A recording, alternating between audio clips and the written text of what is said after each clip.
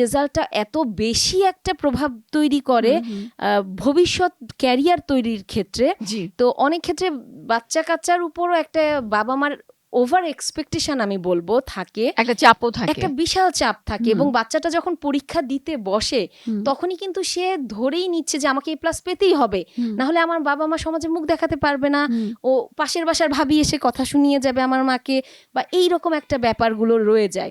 তো ওই জন্য সে আসলে পরীক্ষাটাই যখন দেয় সেখান থেকে তার চাপের শুরু, এবং যতই রেজাল্টের সময় এগিয়ে আসতে থাকে তার ভেতর চাপটা আরও বাড়তে থাকে।